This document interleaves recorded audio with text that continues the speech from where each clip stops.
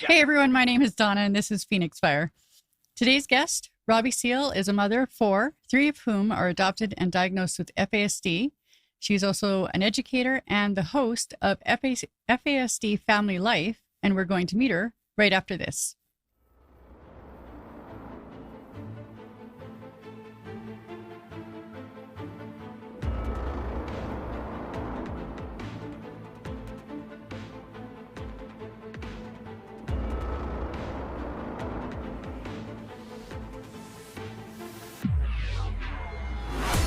I spent a year and a half on the streets. Addiction took me there. Pain took me there. My name is Donna, person in recovery, domestic violence survivor, mother of two. I spent years running from myself, but no more. I've come to find peace, and I am not here to light a candle. I am here to set fire to the darkness and give voice to the voiceless. I hope you'll join me and my guests as we face the stigma around addiction and tear down the walls of oppression. This is not a safe space. This is a brave space. This is Phoenix Fire.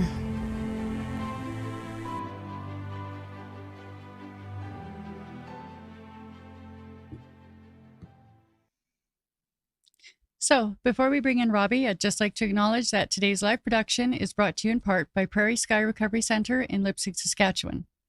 Prairie Sky Recovery Center offers private, intensive addictions treatment and supports medically assisted treatment strategies.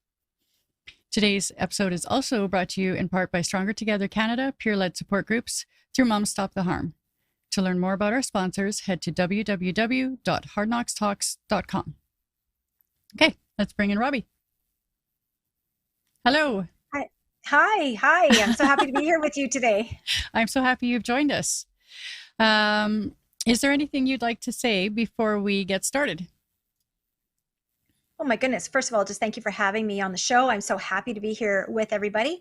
I am Robbie Seale. I live in Edmonton, Alberta, and I've got 5 children. That's okay. That's okay. 4 of whom are adopted through foster care, and 3 have been diagnosed with FASD. Yeah. And I have a daughter who's lived in with a substance use disorder for 10 years. And spent time on the streets as well. So just happy to be here with you and just love the work you and Dan are doing. Well, thank you very much.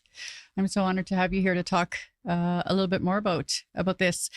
So as you, and I apologize for the error I made earlier, but I'd like if you could just tell us a little bit about why you do what you do. I have lived through some really hard stuff raising my kids. The dream for me was to build my family through foster care or adoption. And I thought that love, attachment, and a safe family life would heal the trauma that they'd experienced. And even in utero trauma that they had experienced. And what I came to find out is while love is very important and safe, strong attachment is very important and key to healing, it does not undo the trauma that individuals have experienced in their life. And when my children started developing behavioral symptoms like high levels of ADHD, hyperactivity, and struggles in school, and failing grade 1, and an early substance use disorder at only 14 years old, I knew I had to get help, and I had to learn everything I could in order to serve my family. While I gained those skills and have been able to implement that, I now have a passion to help other families do the same, because I know we all struggle. We all struggle raising our kids. We struggle with substance use disorder. And there's a lot of information that we all need to better understand. And I'm here to help families thrive. Mm-hmm. Well, and, I'll be honest, that's one of the primary reasons why I asked you on today, because who better to discuss these topics? Because there isn't enough understanding out there. And I'm just briefly mention that I'm seeing that with a very close friend and her son. The struggles that they're facing. And, he is very obviously having some challenges. I wonder what it's like for those individuals who it's not so obvious, like, how they're managing to get through life. So anyways, I'd like to just kind of talk a little bit about the did you know points that I had outlined in the event promotion for this show. And before we begin, I just want to mention that the point I was attempting to highlight was that FASD is potentially more prevalent then we are aware, and that many of the behaviors we as recovering addicts and potentially our kids exhibit might actually be or have been fueled by in utero exposure. But we'll get into the specifics of that as we work down the list. So I'd like to work in the order of appearance of the did you know points I put up. And the first one being is roughly 1 in 25 in general population of those incarcerated have FASD markers. And according to you, this is a highly conservative number. That's concerning. Right.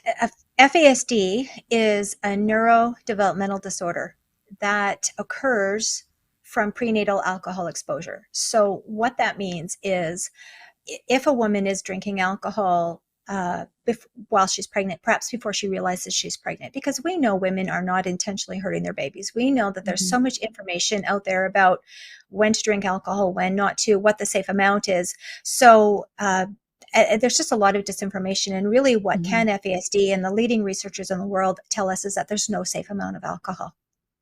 The prevalence rates in Canada and around the world are very startling.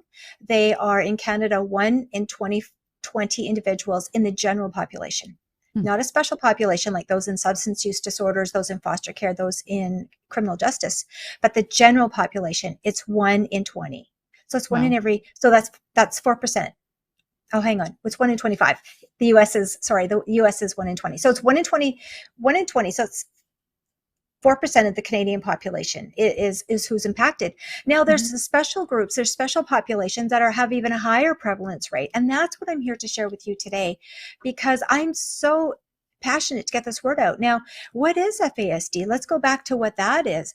It is a brain and body-based disability that occurs from prenatal alcohol exposure. Now, that prenatal alcohol exposure can be from the very beginning of the pregnancy. It may be only the first trimester, which is often when women don't even know that they're pregnant. And then often women will stop using alcohol, but they may still find that their child has some learning disabilities, some ADHD. Those are often some of the first indicators that there's a fetal alcohol spectrum disorder, which is, again, a brain-based disability that lasts a lifetime. This is not just children we're talking about, but we're talking about 4% of Canadians impacted. And that's a very conservative number because there isn't a lot of data. What I should say is there is data, but what there isn't is there isn't enough diagnostic capacity to really screen everybody that needs to be screened. So 4% is a conservative number. But if we're going to talk about people who are maybe in child welfare or have been in child welfare, so maybe they've spent some time in foster care or due to the substance use of their own biological families, or perhaps they've been adopted, there's a much higher prevalence of FASD in those populations.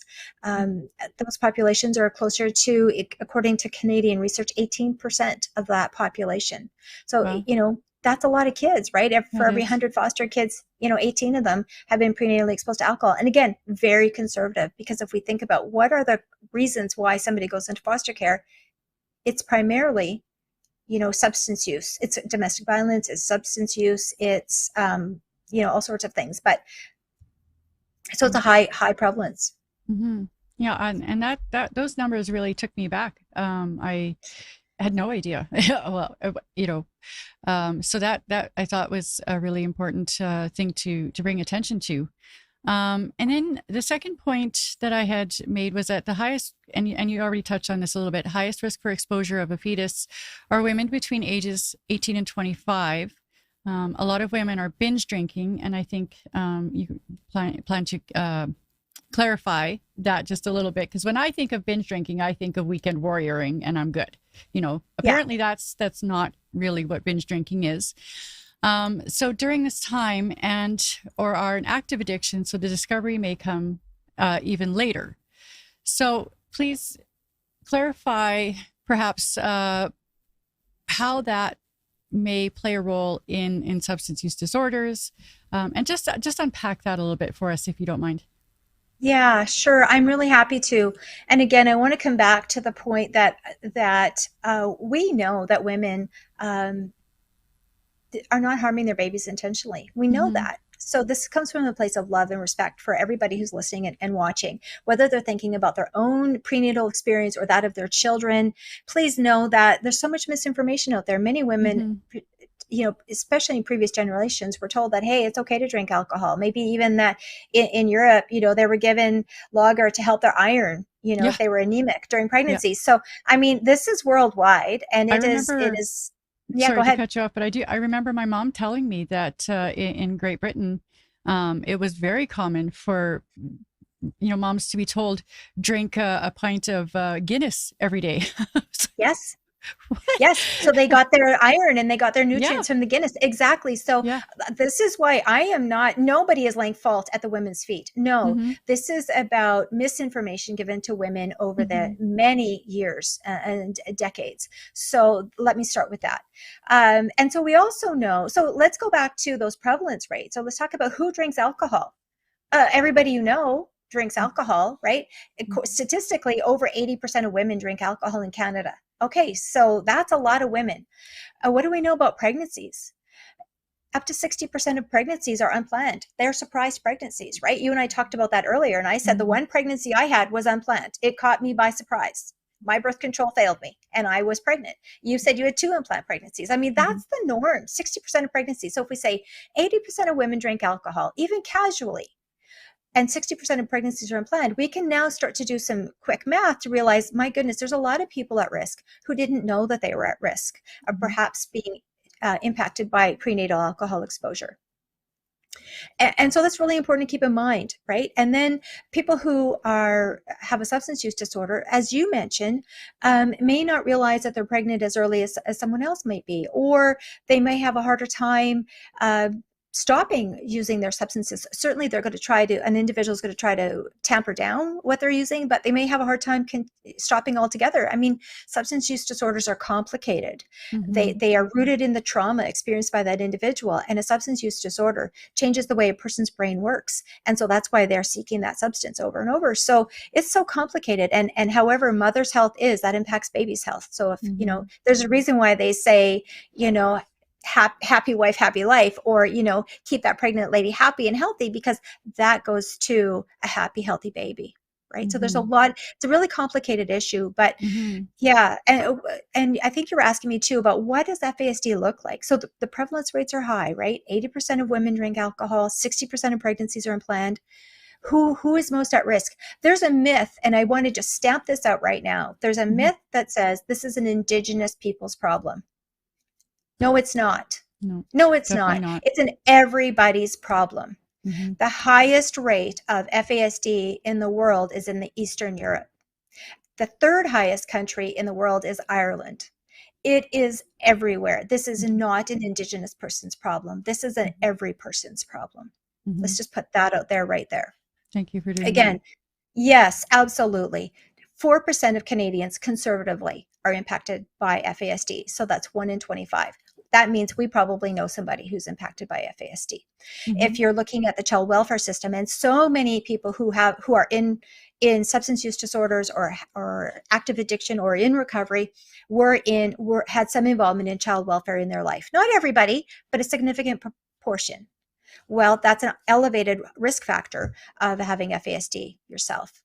And then a person who has fetal alcohol spectrum disorder, who was prenatally exposed to alcohol in utero, that changes that person's body and brain and their brain chemistry such that they are more susceptible to an addiction themselves. Then we also have the biological component of was mom a drinker? Was dad a drinker? Was grandma, was grandpa a drinker? We know that addiction runs in families. So you've got this genetic predisposition, then you have the alcohol exposure, and then you have adverse childhood experiences like trauma, like foster care, like domestic violence, like you referenced, and you've just got the perfect storm for a very vulnerable brain to be impacted by prenatal alcohol exposure and to develop primary, secondary, and tertiary disabilities.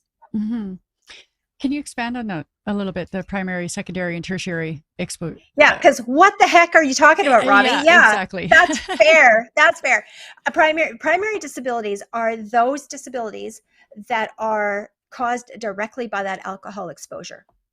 So what I'm talking about there is it may be a low birth weight, small head circumference, and some of those facial dysmorphations that we've talked about, and I've just butchered that word, so y'all forgive me for that one, but dysmorphic features that can result from prenatal alcohol experience.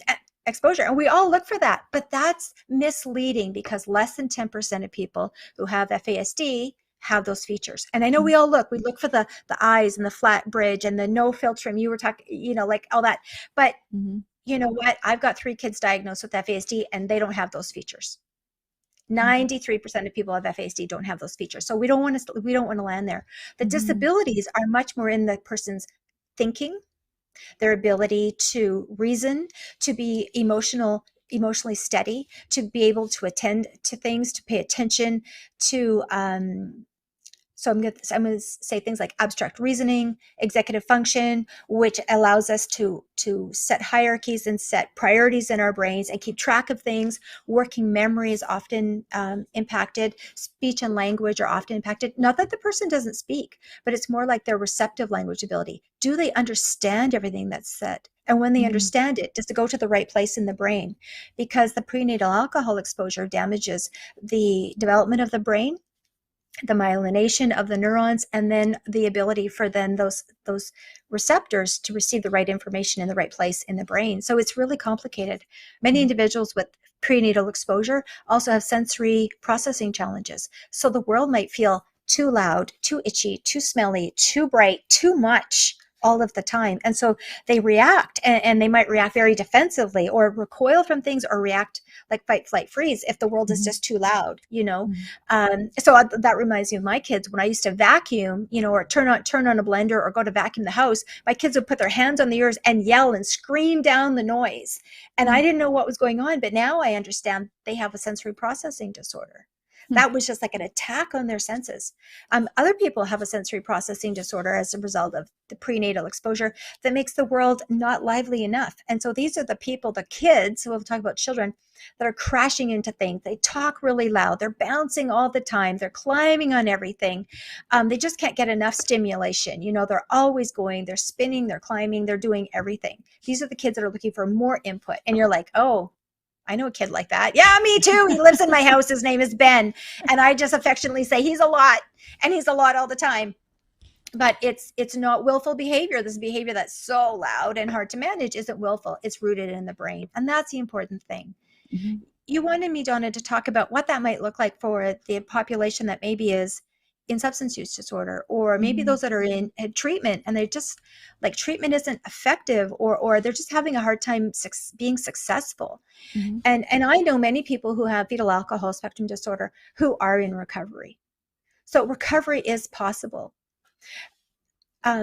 But the methods that we use, whether it's a 12-step program or a group or whatever methods we're using, they have to be tailored to the person's strengths, because every individual with FASD has strengths. What are their interests? What are their strengths? And then we have to be mindful about where does their brain have deficits? And then we come in and support. So does the person have problem making links and associations between one thing and another thing, particularly cause and effect? Individuals with FASD have a hard time linking a cause and the resulting effect, Okay. So they get in trouble.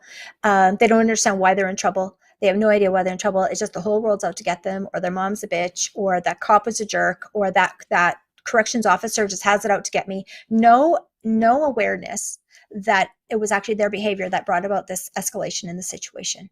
And that's not a character flaw. That's the primary disability of the brain. So those are some of the things that can happen. So what do we need to do then in those situations is understand this escalation is actually rooted in the brain. And how do we support? We slow down. We reduce what we're saying. We say it much more calmly. And we check for understanding. We have to use also very concrete language. So I'm speaking way too fast for anybody who's got FASD, particularly a youth who has FASD, because so many people with FASD, fetal alcohol spectrum disorder, have language processing. So, you might have heard every third word I said or every fifth word I said, and it's all just a jumble right now. So those are some of the primary disabilities. The secondary and tertiary disabilities come from when we fail to support that individual with FASD. When we fail to create a home life that's safe and secure and understands that this is a brain-based disability, then we have bigger behaviors. We have more anxiety, more outbursts, more problems in the family. Those are the secondary disabilities. Tertiary disabilities are we have more problems at school. We have additional diagnoses of like oppositional defiant disorder, conduct disorder, all these things that are may be reflective of the behaviors, but not taking into account that actually these are defensive postures that our kids are putting forward, or our individuals are putting forward, because they don't have the right fit, they don't have the right support. Mm-hmm. And in really really poor outcomes, those tertiary outcomes, we talk about school dropout, we talk about early pregnancies, we talk about early substance use, we talk about homelessness, we talk about poverty, we talk about incarceration. Those are tertiary. Now, the good news is when we get the right fit, we can limit those tertiary and secondary disabilities. Those primaries will always prevail. But like I said, even there, people have strengths. All people have strengths. All people have capacity. All people have amazing gifts. And if we can support that and encourage that, then we see skills grow and we see competencies grow. And it's wonderful. Mm-hmm. So that then leads me into, the awareness and understanding within the medical community, within the judicial system. Just to put it a little bit into context for myself, I saw my friend that I mentioned earlier, her son, he recently was released with conditions. He's living in a community support living, but he has absolutely no support, and the expectations placed upon him. I mean, released on conditions in general, people are set up to fail, especially if they're, they don't have stable housing, they don't have telephone, this, that, and next thing. But when you're dealing with somebody who has FASD, it's just disaster waiting to happen. And it's disaster, that will happen. Mm-hmm. And I don't understand. Like, I remember when I was pregnant, getting all sorts of, pamphlets and leaflets on the dangers of drinking during a pregnancy and this, that, and the next thing. But then there doesn't seem to be any follow through in the medical community, and then likewise in the judicial system. Do you have potentially an explanation as to why that might be? Like those are great big systems, aren't they? These are great big systems that are woefully uneducated and ill-prepared to deal with people that don't fit in that little box of whatever normal might be, right? So we know that historically. Also, when an individual goes to university and they're taking their Bachelor of Science, and then they're taking their pre-med, and then they're taking their med, and then they're taking their specialties, all along that journey, they may have seen one paragraph about FASD, one paragraph about the potential damage from prenatal alcohol exposure. So they have no training. Carry on, you have your med, you have your degree, you're now a doctor, and then you go into your specialty of perhaps being a psychiatrist. And you move up and you specialize and you are a forensic psychiatrist. And I heard Dr. Mansfield Mella on another podcast, and he's a forensic psychologist, works out of the University of Regina in Canada. And he was on another podcast, and he said he was a forensic psychiatrist for 14 years. 14 years before he had learned about fetal alcohol spectrum disorder. How many thousands of patients did he work with and was unaware? And I'm not putting any shame on Dr. Mella. I think he's a wonderful clinician, and I respect the work he does, and I appreciate his honesty and his vulnerability to say that he didn't know. And I have another colleague who's also works in the forensic field, and it was decades into his career before he got curious about, why do I have these clients that just don't fit into the typical plan, the typical trajectory, and treatments, all these various treatments that are generally successful don't work for this particular population. He got curious about that, and he started looking into, as did Dr. Mella, look into what's their background? What's their family history? What, if anything, are some commonalities of this population that don't fit into the normal trajectory of treatment?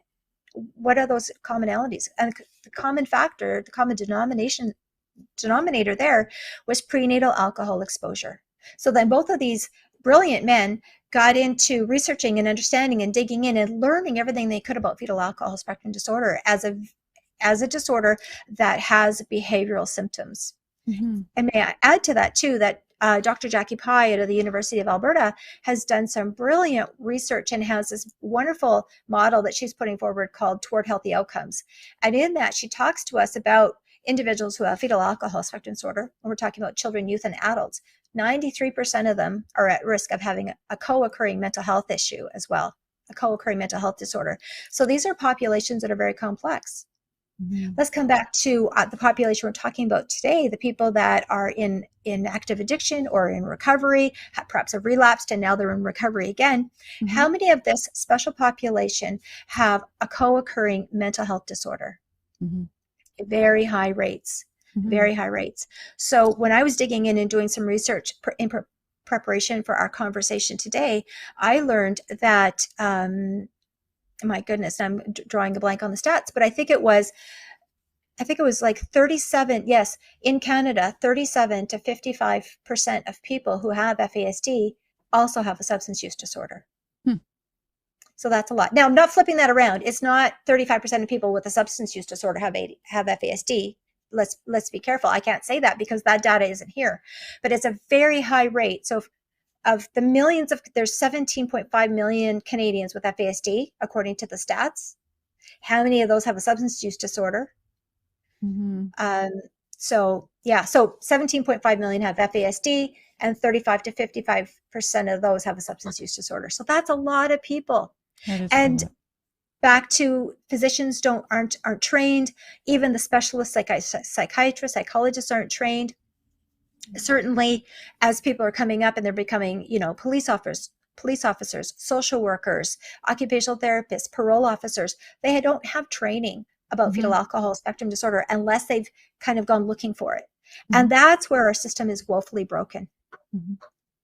So that's where, organizations like FASD, the Canadian Fetal Alcohol Spectrum Disorder Research Network, tries to get the stats out there and tries to get presentations in front of doctors, lawyers, judges. There has been some really neat work done to raise awareness in the criminal justice system.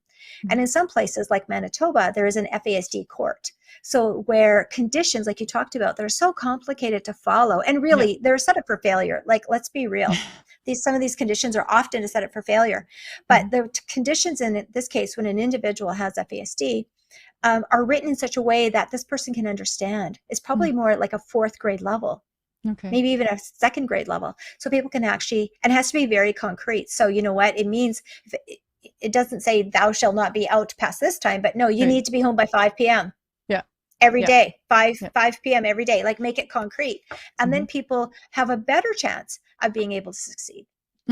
Absolutely. I mean, I have a legal background, and it took me roughly 3-4 years to gain a decent understanding of what I was reading. I mean, there's a reason why they call it's a specialized language. It's called legalese, and it's confusing. Like you say, the thou shalt and this, that, and who talks like that anymore? So it's not really written for the judges and the lawyers and the probation officers, not for the average person. And, I've been in many situations or present during conversations between a client and a lawyer. The client's confused, like, I don't understand, what am I supposed to be doing? And the lawyer, because this is in their mind really basic, they become like really oppositional and quite aggressive and condescending. And how do you not understand this? Just sitting there going, oh my God.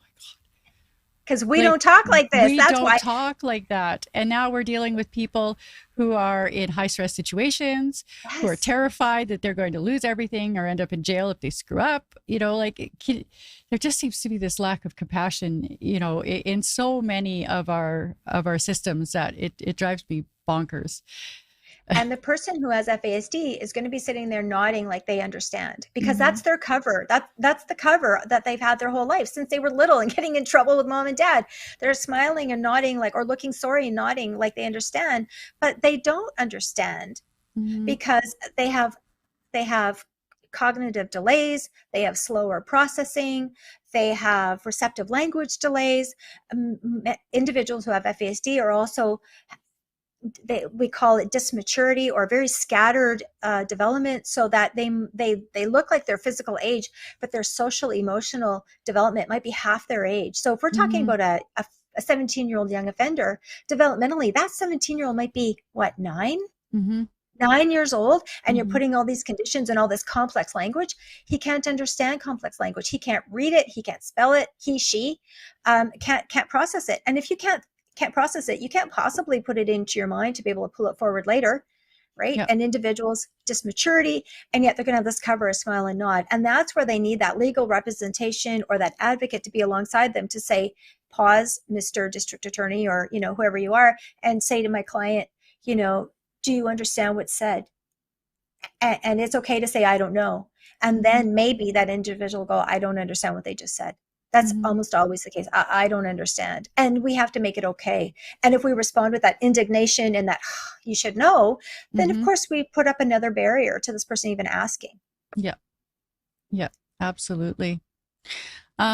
So let's return to parenting. The challenges that arises. Like we were talking before the show about reducing expectations, I think was the term that you used. And with my guys, and we were talking about the old sort of school way of parenting, and was it brain-based parenting? I believe is the term that you use, and I've heard that term before, and it fascinates me because it seems to be a much gentler way of parenting, and I'm wondering, how did you discover, like through trial and error, I assume, what's better? Oh, I discovered it because everything I was doing wasn't working. I grew up in a nice, safe family, right? And I had great parents. I was blessed to have great parents, and they were strict and they were conservative and they protected me from a lot. And it was a lot of do as you're told, and that mostly worked. It mostly worked. And if I got a spanking, I promise I deserved it, and I learned from it, right? But that doesn't work with somebody who has a neurodevelopmental disorder. So if I'm going to say that now, because FASD, fetal alcohol spectrum disorder, is a neurodevelopmental brain and developmental disorder. So because of the challenges with the cognitive skills and the inability to link cause and effect. So if I say to my son or my kids, like a common behavioral challenge that just drove me insane before I understood all this was my kids taking things that don't belong to them. Right. So, they would take, let's say my lipstick is missing. Well, I'm like, why did you take my lipstick? Right. Like it's a nothing, but it's irritating. Right. Or your keys go missing, or your money. When they lifted $20 out of my purse so that they could buy gifts for their teachers at school, that wasn't a fun day. Or they have somebody else's, toy from school, but it's home. Like this was happening over and over. And I was losing my mind, Donna. Like that's so frustrating, because you try teaching stealing is bad. You don't steal. You think that's enough. Then you try teaching, that empathy. Well, how would you feel? And, kids with FASD, they're like, bad. Right. But they don't link anything, and it happens again and again. I'd lose my mind, I'd scream, I'd give consequences, I'd spank. Nothing ever worked. And I was so desperate. I'm like, I can't do this anymore. And then I started learning about, okay, once I got a diagnosis, it really helped. And that's the importance of getting a diagnosis is too, because then you realize, okay, this is a can't, not won't.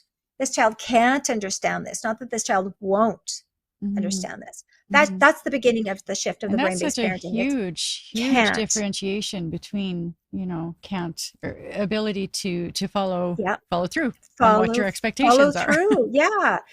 So then, and so it's the stealing. And then I learned that, okay, so listen, what is that then from a brain-based approach? Okay, individuals who have prenatal exposure are dysmature. So first of all, I'm thinking about my twin girls who were 7 at the time. Well, maybe socially, emotionally, developmentally, in terms of impulsivity and handling temptation and problem solving, they're half that age. Okay, a 3-year-old. It's daycare rules, my dad calls it. It's daycare rules that, if it's on the table and you're not touching it, then it's fair game and it's mine. That's how my kids were thinking, but they were 7. So you think you should know better by now. As soon as you start to say you should know better by now, that's when, you're on the wrong foot. Wrong approach for this population, wrong approach. So that's that change in expectation. As soon as I'm thinking he should know better by now, Robbie's wrong. Because Robbie has to remember can't, not won't. Robbie has to remember kids do well if they can. And that's from Dr. Ross Green, who I love his work. But kids do well if they can. If they can't do well, if they're not meeting my expectations, let me examine, are my expectations appropriate for the developmental level of this child?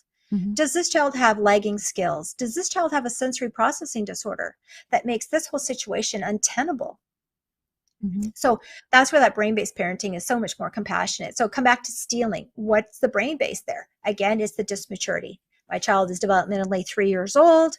They're highly impulsive. Any 3-year-old is, but now I've got that dysregulated brain. So they're very impulsive. So I like to say in our family, any idea is a good idea. Imagine where that gets us. And, and then no ability to have awareness of what I do is going to impact somebody else.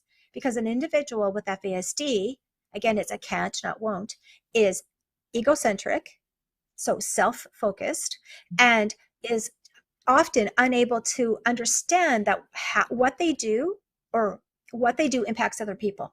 Mm-hmm. Because that takes a very complex brain thinking. And it's going to take a long time for an individual with FASD to gain that kind of understanding. Probably not until their 30s or 40s will they get that, because of that developmental lag and those developmental processes. So brain-based parenting is so important, because before that I was like, stop stealing, or I'd spank the bum, or I'd give a consequence, or I would time out, and I'd be so mad. How do you parent when you're mad? Right? That's not healthy. And it creates this toxic, stressful environment.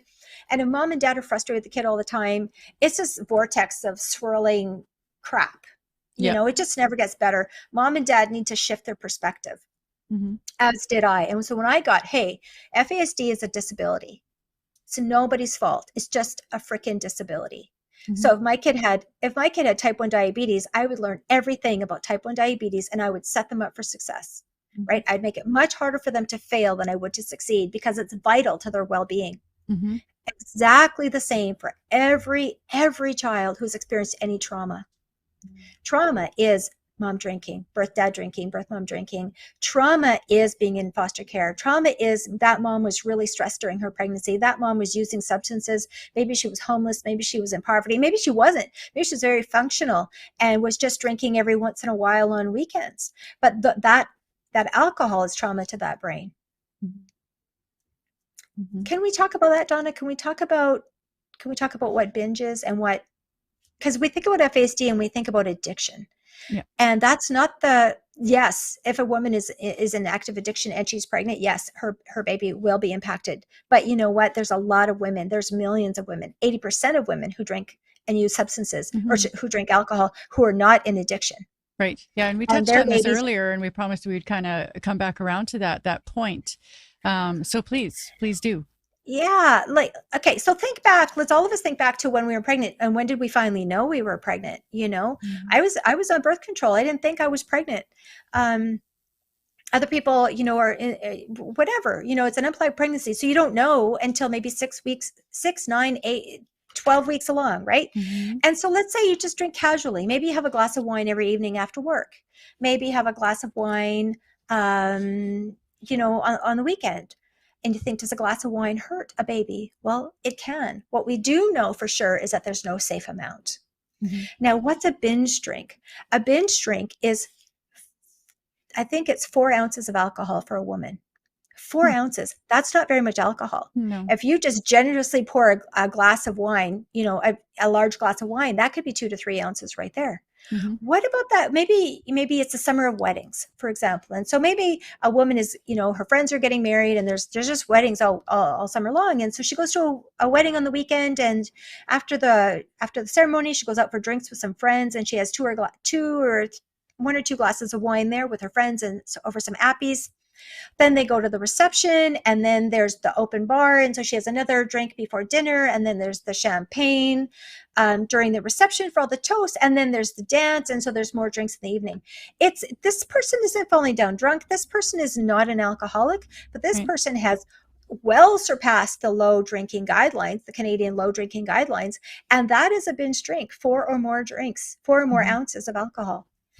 And then what if she does, what if the occasion happens again the next weekend? Maybe it's a golf tournament. So she's gone out golfing with her friends, and she's got a beer with her, or a couple of beers while she's golfing, and then go back to the clubhouse afterwards, has a couple of drinks with the friends. That's 4 drinks, and perhaps far more than 4 ounces of alcohol.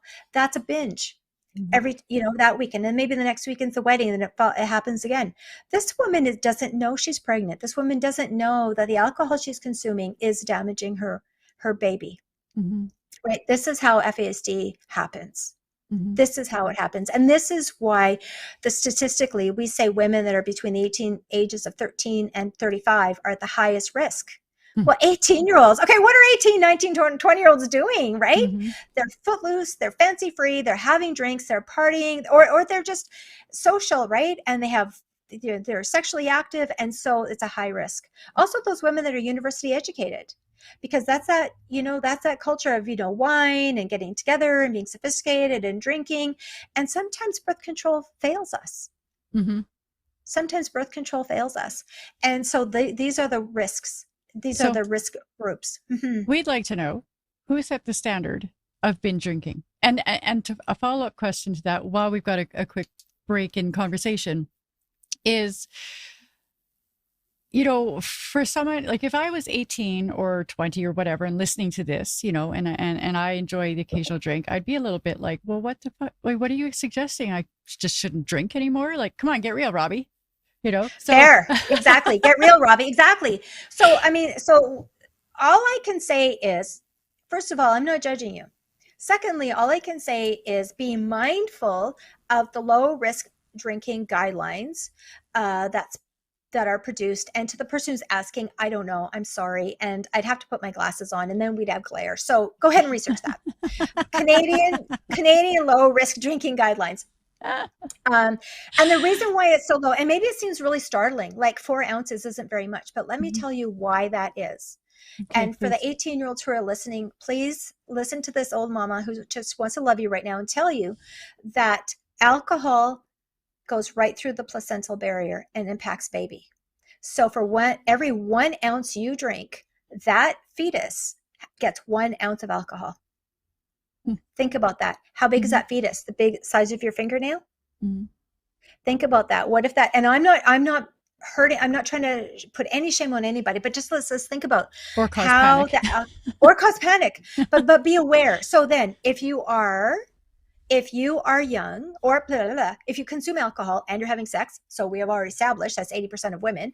So if you're consuming alcohol and you're having sex, make sure that you've got good solid birth control in place, intact. So don't skip on the birth control, right? Take the pill, take the depot, use condoms, use everything that you need to use to make sure that you are safe and you're not having an unplanned pregnancy. As soon as you find out you're pregnant, stop drinking. Just stop drinking. And the sooner you stop, the better it is for you, the better it is for baby. If you're concerned, oh my God, I'm 6 weeks pregnant and I know I had those drinks on those weekends. Okay, that's okay. Calm down and talk to your primary care physician and let them know. Probably they're going to totally dismiss it because they have no awareness of FASD or very little awareness of FASD. But bear it in mind. You can do some research online. You can reach out to canfasd.ca and there's training there for parents and inquiries. And you can reach out to me. I'd love to connect with you. So you could connect with me on Facebook or LinkedIn and I'll chat with you too. I love coaching families. So yeah, what do you do? If you know you're pregnant, stop drinking. If you're thinking about that you want to start a family, stop drinking before you start your family. And stay dry all 9 months. And you know what? Fathers have a huge role to play here too. Again, this is everybody's issue. This isn't just a women's issue because we know that a woman who lives with a partner who's in substance, who drinks is more likely to drink.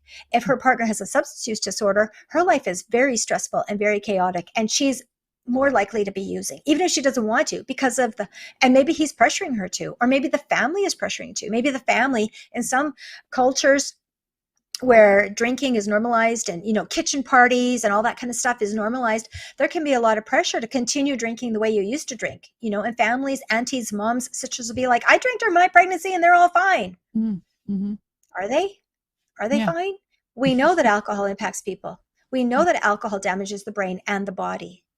You wanted me to talk, Donna, about the brain and the brain development and the body development. And what I've learned over the years, again, back to that prenatal time, is that, that baby develops, 1 cell, 2 cells, 3 cells, it divides and it grows, right? So it'd be like 2, 4, obviously it's dividing. But as that brain begins to develop, the first thing to develop is going to be that spinal cord. Well, what happens in that brain, in the base of the brain? What happens there? What controls? What systems does that control? Those are all of our involuntary systems. Mm-hmm. Our heart beating, our digestion, our breathing, our blinking. I'm not a brain scientist, I'm a mom. So all of those systems, those very base systems, regulation of our blood pressure, all of that is in the brainstem. That's Mm-hmm. developing first. And then as our brain develops from the bottom and the inside out, that's Dr. Bruce Perry's work, the neurosequential model. All of those systems. So even if a woman is consuming alcohol at the beginning stages of her pregnancy, that brainstem is going to be impacted by prenatal alcohol exposure. So you might not see a lot behaviorally, you might not see a lot cognitively in terms of impairment, but there'll be some things that can be impacted. And then the next part of the brain is up and then out and then higher and out. So this is how the brain develops. And so all the way through the course of the pregnancy, the brain and the body are developing throughout this whole course of pregnancy. And so whenever alcohol is introduced, maybe it's introduced on this weekend, maybe it's on the three week time of gestation, and then the 6 week time of gestation, and then maybe at the 15 week, and then maybe at the 25 week of gestation, wherever woman is along, the brain and the body are developing very, very rapidly, so that alcohol is going to interrupt and damage whatever is happening at that time. Right? It changes the development of cells, it kills some cells, it changes the migration of cells, it inhibits the myelination of the neurons. So it can cause a lot of damage even in low volume of alcohol.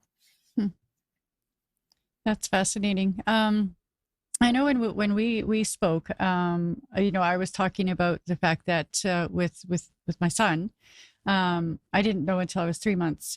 Mind you, I was using opiates at the time. And then I went on the methadone assisted therapy. And I know, a lot of our viewers have substance use disorders, more so the narcotic than the alcohol. And then with Kendra, I was using meth very heavily up until, I found out I was roughly around 3 months with her as well. And some of the behaviors that you've mentioned, I see in her, like the sensory overstimulation with the blender, and she's doing this and screaming at the top of her lungs. And I was, until you said that, I didn't really make that sort of connection. So, and then with our son, he recently received an ADHD diagnosis. But what I'm wondering is there a way for me to have them assessed to find out if there's more going on with than just ADHD and typical, or what we assume to be typical 3-year-old behavior, because she's redlining 24/7. Yeah, she's redlining 24/7, and that makes total sense given your state of well-being at that time. Totally makes sense, right? Because you were redlining. Right. And just a moment. I just have a child here. 1 second. Yeah.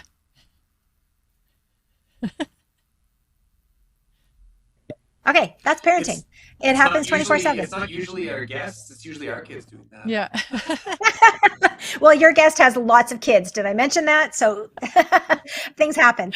Yes. Yeah. So where can you go for an assessment? I love that you asked that question. You are in Saskatchewan, so I would suggest that you contact the FASD, the Saskatchewan FASD Network. They are a fantastic organization, and they have a lot of training and literature about FASD, and they can help you find a FASD clinic in your region. Now, for our folks in Alberta, where I am, and across Canada, most provinces, with the exception of Prince Edward Island and Nova Scotia, all of their 10 provinces have some diagnostic capacity. Not very much, but those 2 provinces don't have any they have no diagnostic clinics.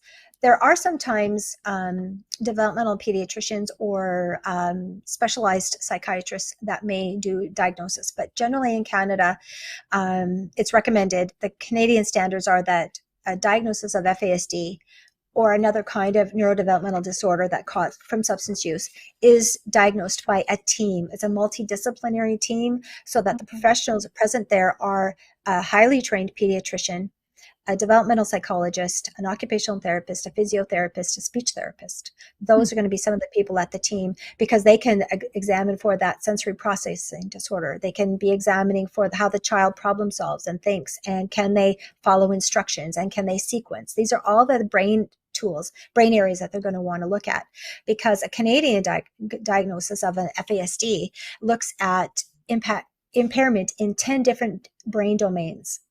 So emotional regulation, cognitive functioning, working memory, speech and language, sensory processing, gross and fine motor abilities. And I don't know if I listed 10, but so we're looking at 10 different brain domains. That's how complicated this is. Now, are there neurodevelopmental disorders and problems that arise out of other substance use? Yes, absolutely, because those are all toxins that have come into your brain, and if they're messing up your brain, which is why you're using them, right? That's why everybody uses it. Then we know that they're going to cause an impact on the baby, because it goes in your blood system, it goes in your cells, it's going to impact baby. Does it impact on the same way as alcohol? There's some new research coming out that gives us more information about that, but the literature is newer, so I have to be careful with what I would say. But certainly it'd be worth looking at, and even so, a person who's maybe the primary drug of choice is opiates, as was the case for 3 of my children's birth mother was opiates, at least for the first pregnancy, and then methadone. Does that mean that there was no alcohol? Could there have been some alcohol? So then it's worth, if there was some alcohol, then it would be very useful to go through that FASD diagnosis and get, if possible, get that diagnosis, because when a person does, it does a lot of things. First of all, it doesn't change your daily reality. FASD is a struggle. But what it does do is open up an awareness that, okay, this is a brain injury. This isn't a person with a character flaw. This isn't a person who isn't trying really, really hard. In fact, this person is trying harder than everybody else. So it gives us understanding of what's happening. Then it gives us as parents the opportunity to learn, okay, how can I do this differently? And I would love to connect with anybody who wants to know about that. How can I do this differently? And I have a podcast called FASD Family Life, where they can learn about that. And I have resources I share with families. And then also with that diagnosis, early intervention is so important. So that's where you can get supports for early interventions in preschool, in occupational therapy and physiotherapy and speech and language therapy. And the more tools we can give our kids, the better they're going to be. So diagnosis is so important. And then as kids move along, or as individuals move along, maybe the person is diagnosed while they're in the criminal justice system. Adults can be diagnosed, youth can be diagnosed. That's my next question. Yeah. And that way, then they can really push, or their caregivers, their support team can really push to have that FASD taken in as a mitigating factor. So maybe in some cases, the person with FASD cannot be held criminally responsible for the crimes that they've done, because they don't have the cognitive capacity. Now, that's not everybody. FASD is complicated, and many people with FASD have average and high IQs. However, they lack, what gets in the way is their adaptive functioning and their ability to understand cause and effect.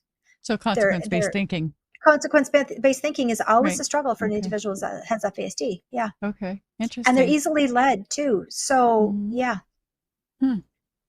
Well, that is absolutely fascinating, because I mean, one of the next questions I had in terms of adults, and with kids as well. So, I think to clarify what's going on in my brain here, too many thoughts at once as usual.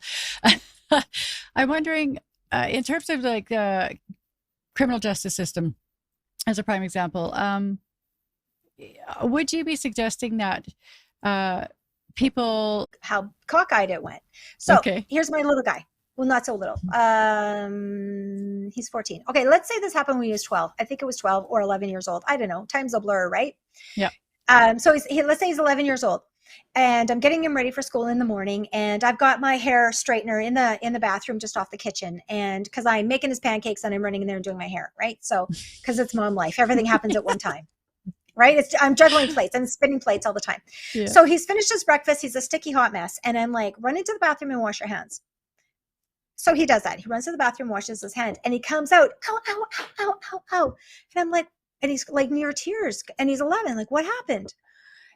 And he said something about the hair straightener. And I'm like, And I said, oh, are you okay? And you know what? He says to me, you didn't tell. I said, well, I said, don't touch it then, right? And he goes, well, you didn't tell me today.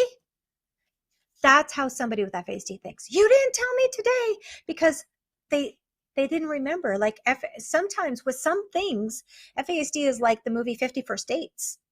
Like you wake up and it's a whole new day and we have to do a reset. And I might not remember what I learned yesterday. Oh, but I might. Like it's really, so he came out of that. So what did he learn from that experience? He touched that hot iron. It got hurt. He came out and he told me that I didn't tell him today.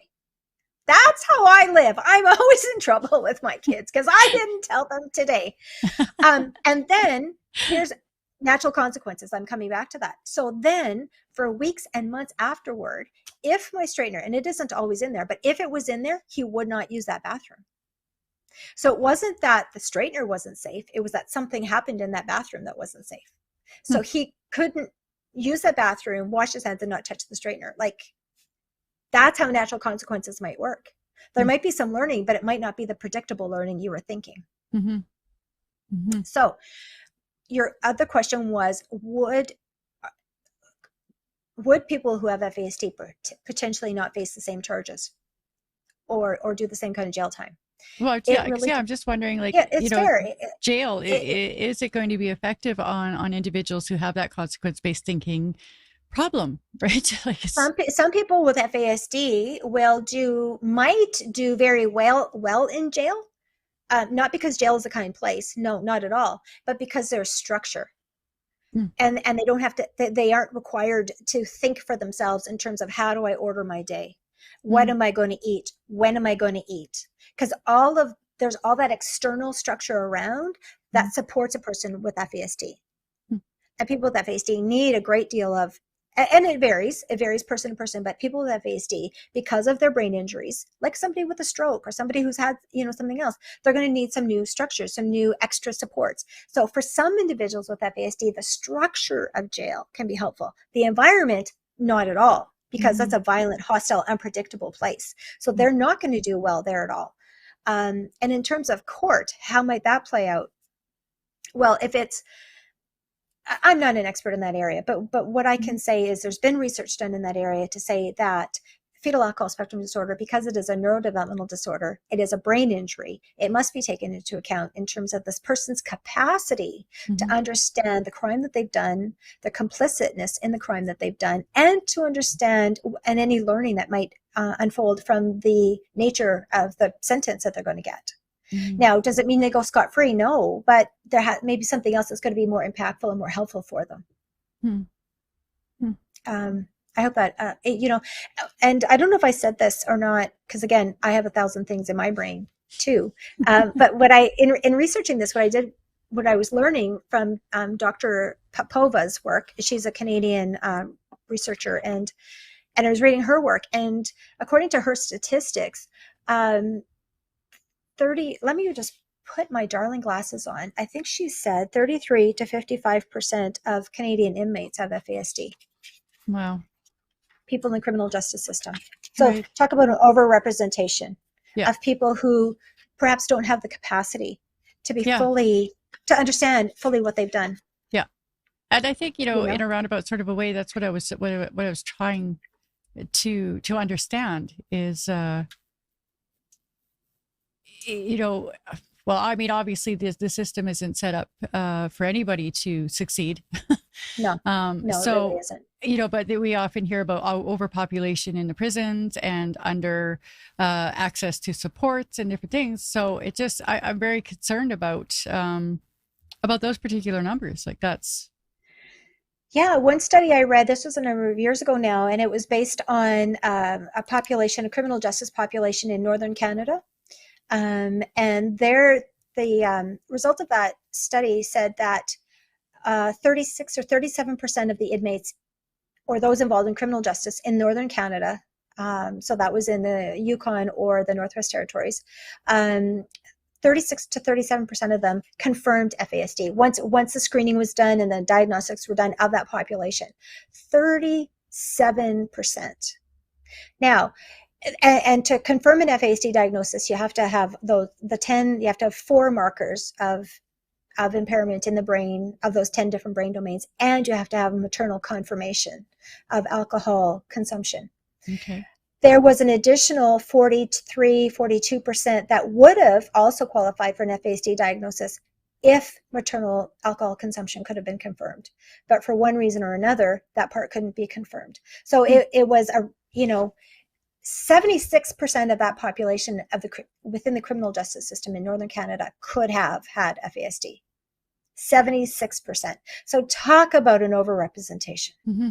Right.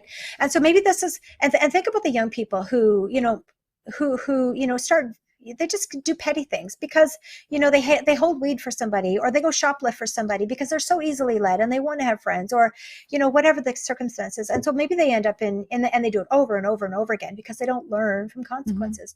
Mm-hmm. So finally they end up in juvenile detention, or maybe now it's adult time. So they end up in the adult time. And now, again, they're in a hostile environment. I've never been to jail. I watch TV. That's all I know about jail. Some other people who are listening to this show have a more intimate understanding of jail than I do. Mm-hmm. But, it's my understanding that if you're disrespectful to an officer in the jail, you're going to have consequences. Mm-hmm. Well, individuals with FASD are in this highly stressful environment. They're not able to moderate their own emotions. They're going to have a fight, flight, freeze, a trauma response to what's happening. They're going to have a panic and alarmed response to what's happening. It's going to look like aggression. So then they're going to get they're going to get detentions. They're going to get further consequences from that. Mm-hmm. And so, or maybe they get, they get affiliated with a gang in there because it's survival of the fittest. And maybe they've got a shank, and maybe they get involved in this, that, or the other thing, because that's what happens in jail. And they get more time and more time and more time. This is the person who went in on a petty drug thing or a petty crime and spends 20 years in jail. Mm-hmm. Because they don't learn. They don't learn from consequences. They don't learn to be able to moderate, to change their own behavior, to be self-governing of their own behavior without support. Mm-hmm. And that support has to be based on what are their interests, what are their strengths, and has to be relational. Mm-hmm. And that's the same with any person who's ever had significant trauma in their life. If you could, especially childhood trauma, if you can have that one adult who believes in you, then that's the hope that you need to be able to build skills and build competencies and move your life forward out of that trauma vortex, right? Mm-hmm. And thinking about people who are in substance use, active addiction, or who are in recovery, nobody's an island, right? Nobody gets out of this alone. You have to have that person who believes in you. And so that's the same for a person who's had trauma, that person who's had FASD. And unless somebody understands that this is a brain-based disability, you get those secondary and tertiary disabilities, which is the increased aggression, the increased violence, the increased mental illness, the increased addiction. Like it just falls apart, but it doesn't have to. That's the thing. It doesn't have to. Like Dr. Jackie Pye's work toward healthy outcomes. If we can train parents, if we can train teachers, if we can train police officers and doctors, and we can have systems of support around individuals, they can do very well. Mm-hmm. Well, that is fascinating stuff, Robbie. I wish there was something that we could do, like to expedite that whole learning curve of the rest of us, to be able to support individuals with FASD a little bit better, because it sounds to me like, many of the people, well, what did you say was 4% of the population? 4% of the Canadian population, have FASD. Right. In the States, for our viewers from the US, it's 5% of the US population. 5%. So that's millions and millions and millions of people. And that's a really low estimate. Mm-hmm. And that would be of people who would qualify for a diagnosis. What about everybody else who is not quite hit that 4-digit code for whatever that, the diagnostic criteria? That doesn't mean that they haven't been impacted by fetal alcohol spectrum disorder. That doesn't mean that they still don't have these problems. And the systems around them, the schools, the medical systems, the psychologists, the juvenile justice system are failing and failing and failing them. And these people have really terrible mental health and quality of life and medical outcomes as a result of our failure to understand. Mm-hmm. Yep, I agree 100%. So I think, Robbie, we've come to the end of our conversation, but I do have a comment here. And thank you, Braden, for your comment. He says, my son is 19 and we have had him since he was 63 days old. He has FASD and bipolar schizophrenia and other issues. If I could, I would beg every woman to not drink while pregnant. I can't explain how difficult every day is for us and for him. FASD is totally preventable from a mom whose heart breaks often. Don't drink while pregnant. Yeah. Yeah, it's a devastating disability for the family, biological families who are raising children with FASD. Many of whom don't know that that's the struggle that they're dealing with. You know, those are the little children that get an ADHD diagnosis, and then they start school, and then they get a learning disability diagnosis, and then the child moves along, and they're frustrated at home, there's stress at home, there's stress in the classroom because this child just doesn't fit, and this child doesn't learn and is doing the same thing over and over again. So then this child gets an oppositional defiant disorder because this child seems oppositional. Well, they are oppositional because they don't have the support they need. And then without an understanding that this is a fetal alcohol, that these behavioral symptoms are rooted in brain injury, then the poor fit continues. Now we're getting secondary disabilities. We're getting aggression. We're getting violence. We're getting school disruptions, family disruptions. These are the secondary disabilities that happen with FASD if not identified. And then the teenager gets even bigger and stronger, and now they have a conduct disorder, and these are the kids that get, suspended from school, as if suspending somebody from school is going to help anything. Right. That would be like, you take away my glasses, okay, and you want me to read and you want me to write an essay. Well, I bloody well can't. And so I'm going to say, I can't do it. Or I just, maybe I don't want to say I can't because I don't want to look like an idiot in front of all my friends. Because I know in high school, I sure wouldn't have said I can't anything. Yeah. I would have just minded my own business and would have been doodling on my paper, and then I get shit from a principal or a teacher.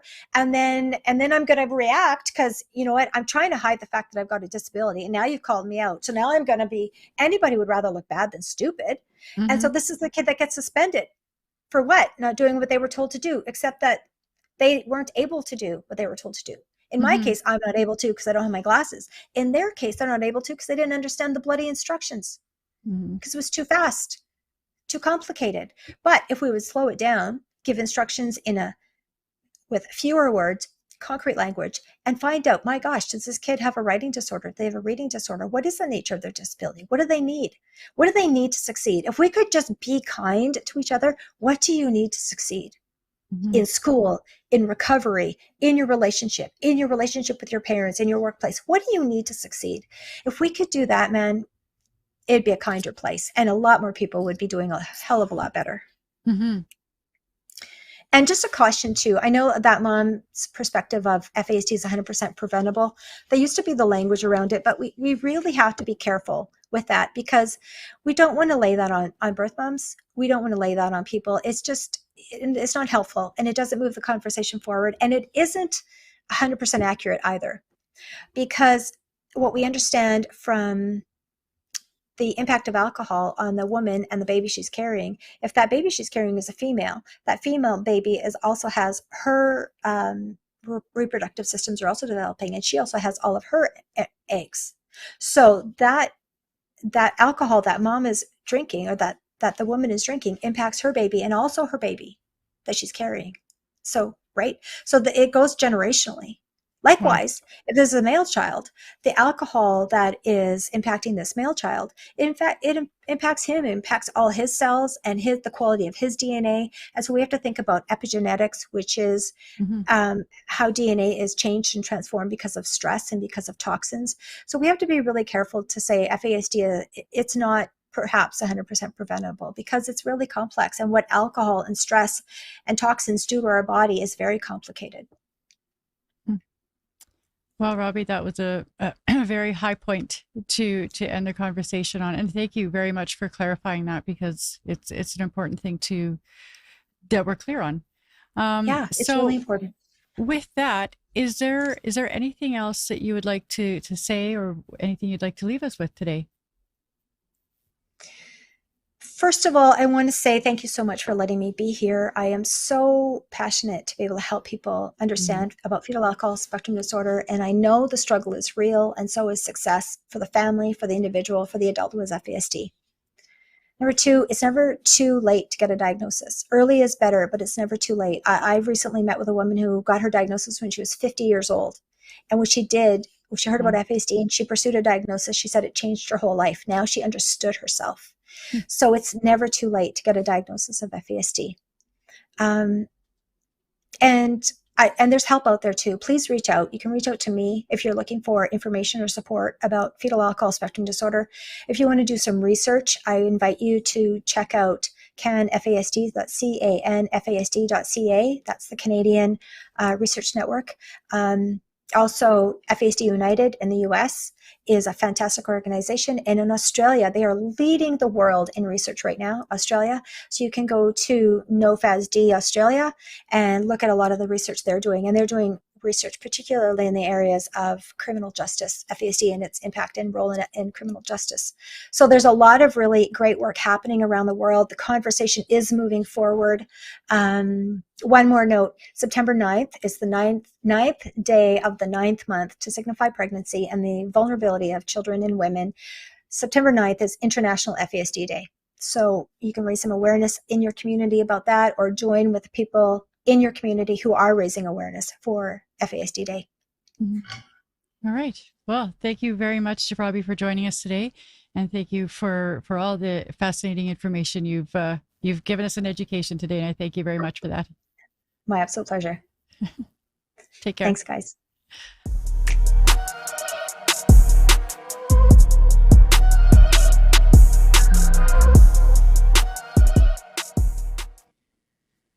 There is power in numbers. If you'd like to contribute to ending the stigma around emotional pain, please subscribe to our YouTube channel, follow on Facebook and Instagram. Like and comment your thoughts on our posts, and let us come together with our lived and living experience as a resource that has the power to engage new thought processes, to promote new ideas, to broaden the spectrum of care, and to show the world that we can recover. There is a safer way, and we're here to show you how. Take care, everyone.